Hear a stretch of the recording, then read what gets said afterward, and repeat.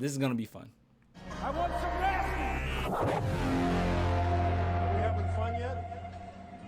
As you can see, or as you can hear, your boy is still a little bit raspy, okay? I'm still a little bit sick, but that is not going to stop me from making this video, and I've been wanting to make it for a little while.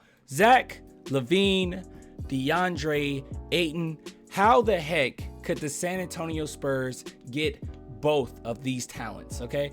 And a lot of people have questioned this. Most people are saying, no, you can only get DeAndre Ayton. No, you can only get Zach LaVine. And I think I've come up with 3 separate ways, and I think pretty good ways the San Antonio Spurs could grab both these players. So before we get into that, we need to start off with obviously the cap space. So I went ahead and did a little bit of research on the cap space, and let's just say everything stays as it is right now. No one's traded. Let's just say Lonnie Walker's gone, and this is just our roster 2022-23. How much money do we have? Well, I'll tell you, you start off with this much, but after all of these contracts, we'll have just about, and this is rough, okay, these are rough estimates, we'll have 29 million, okay, and that will be enough to basically sign Ayton. Now, with that being said, you don't just want Ayton, you want more than just Ayton, you want LaVine. So we're gonna have to go into that. But before we do that, we have to do something else.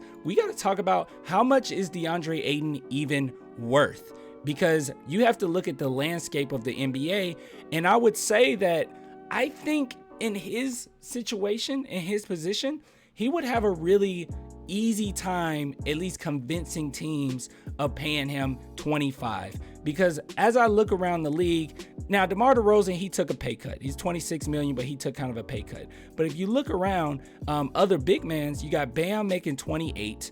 Okay, you scroll up, you got Kevin Love making 31. You got Jokic making 31. And it's a really strange situation that he's in, because you don't want to necessarily ask for Jokic money, but you can ask for Kevin Love money, right? So it's one of those weird things. But I just personally believe that when it's all said and done, he can get around that 25 range, 24, 25. And I think that would be fair for both parties, because of his situation. Let's be honest, he's been done a little bit dirty with the Suns. They haven't really utilized all of his strengths, and it hurt his stats. But at the same time, he's had some games where he didn't necessarily show up, even in the role that they've asked him to do. Now, overall, overwhelmingly, I think that he's a really good player, but at the same time, it's a lot of unknowns. You know, a lot of teams are questioning, is it him or was it the system that he was in? So I think that a very fair way of going about this is just looking at the landscape and saying, look, you are in this range, at least in this range. So let's just go ahead and say that we can get them down to about 25, 24 and keep it rolling. Now, we also got to talk about how much Zach LaVine would want. Now, Zach LaVine, he's worth a lot. Now, if we're talking about him with the Bulls, one thing that the Bulls could do right now is they could go ahead and extend him, and he will make $23.4 million the first year, and then they can pile on that with an 8% raise. But they can also do this. Here's another option, is the Bulls using cap space to renegotiate and extend LaVine so he can get a deal more commensurate. Commensurate? What the heck is that word? Commensurate?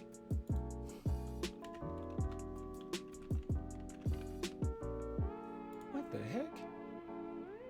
Commensurate. Commensurate?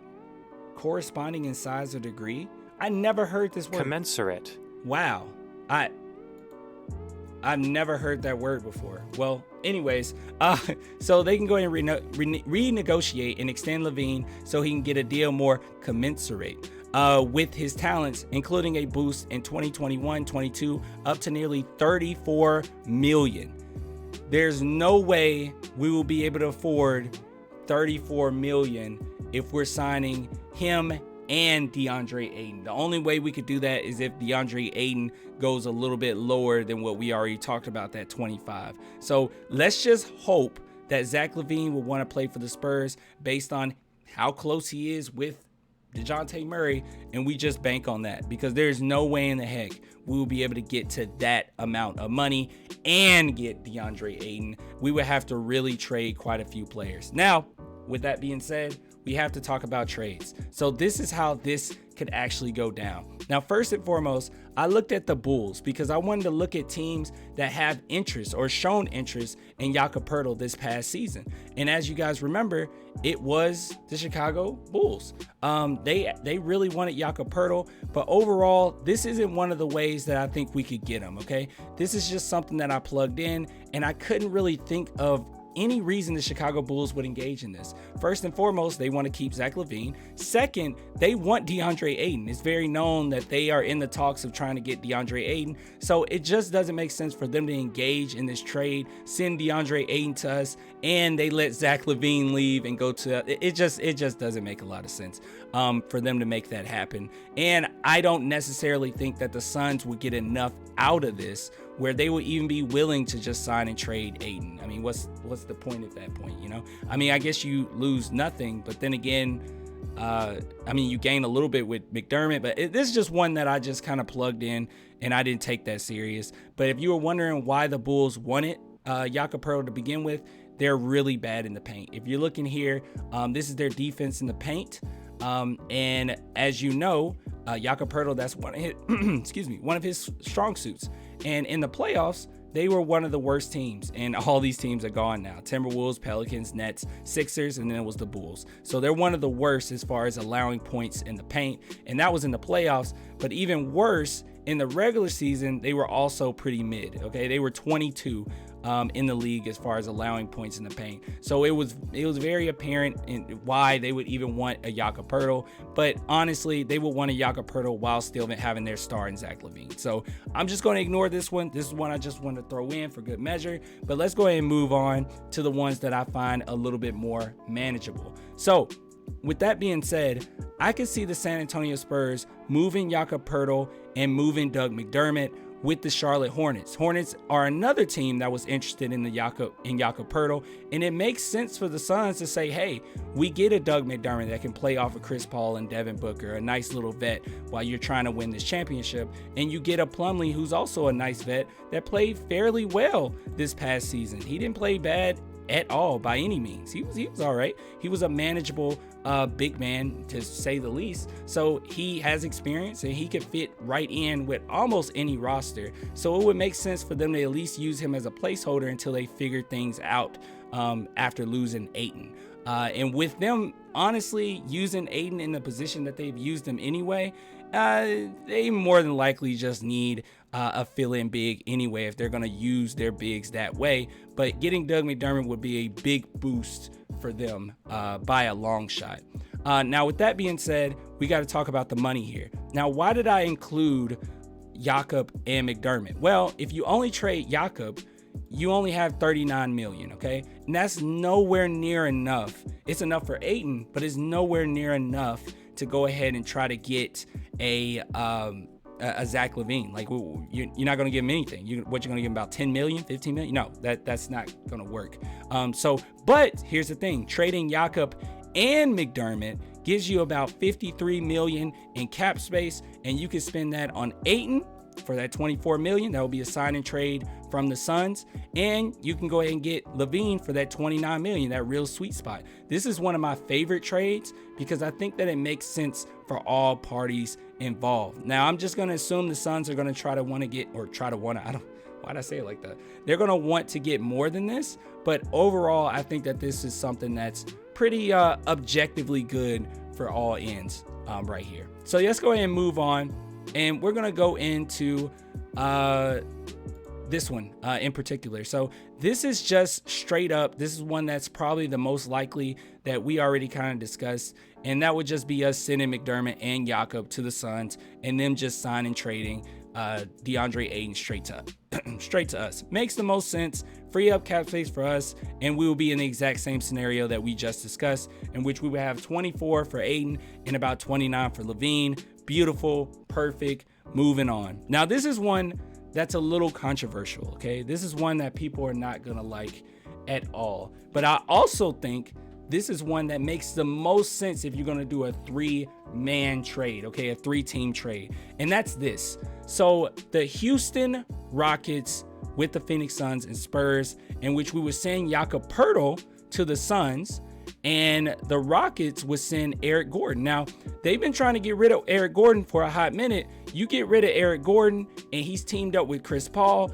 Along with that, the Suns also get Jakob Poeltl. It's perfect for them, okay? They get a guy that Chris Paul's familiar with. They get Jakob Poeltl, a fill-in center that they basically been using Ayton as anyway. And then they just have a really nice balanced team. And while they're going to have a huge hit losing DeAndre Ayton, at the very least, they get a good defensive center along with Eric Gordon, who at times can light it up. So I think that makes a lot of sense, and they would gel quickly. Now, here's the controversial one. This is where you would send off Romeo Langford, which some Spurs fans really like, and Keldon Johnson. Now, here's the thing. It's not that I necessarily wanted to do this one. It's just that it would make the most sense for the Rockets. I was trying to figure out, would the Rockets want McDermott? I guess we could send McDermott to the Suns, but I don't know if the Rockets really want to get involved fully in this if all they get is Romeo Langford. You get what I mean? So I think them getting Keldon Johnson will be huge for them. They will really be able to use that, and he will be way better at that power forward position than kind of what they're using right now. And yeah, he's young, along with Romeo Langford, that has a little bit of potential, quite a bit of potential. I think that it would make sense for the Houston Rockets, being a young team growing, for them to do that. And yeah, I think for both these teams, it makes sense. Now, what does that look like? Now, here's the thing that's a little iffy, okay? If we did that, if we sent Jakob, Romeo, and Keldon, we'll have about this much, okay? This is just approximation. And we would have 27 million for LaVine, and probably about 21. Now, you can split this up. You can change it up a little bit. You know, you can add a couple million here, take a couple million off of LaVine. But honestly, this is really pushing it for me. Really, really pushing it. Unless Ayton takes 20 million, which I don't see, and then you give LaVine that 28, I just don't know how that can work. Now, don't get me wrong. This is a little approximation, so there's a little bit more money than this. But I just don't. This is just a tough one. So this is one where the trades make sense, but the outcome is ugh. So I'm assuming that you're going to have to get rid of something else, someone else, whether it be Zach Collins, which would make sense, and you get even more money ready. But I don't know. That's just one of those that I really like this trade. I think it makes a lot of sense for all parties. But the one that's the most likely, I would say, just straight up, would be this one. You send them McDermott, you send them Jakob, they're happy, we're happy, everybody's happy. Now, that's a way that you can get both LaVine and DeAndre Ayton. Or, like we talked about, you could easily just straight up just get Ayton. Just go and sign Ayton, keep everyone on your roster, and just sign them for that 29, about probably 25, 24, and you'll have like a few million left over, but that's all you're really gonna have left over. So you guys let me know what you think. I'm sorry if I got a little tangential. I tried my best to explain it, but that's just kind of where my mind is as far as trying to get DeAndre Ayton. So I'll get with you guys later. If you want to support the channel, only $2 per month, Patreon and YouTube members. I'll get with you later. Till next time, deuces.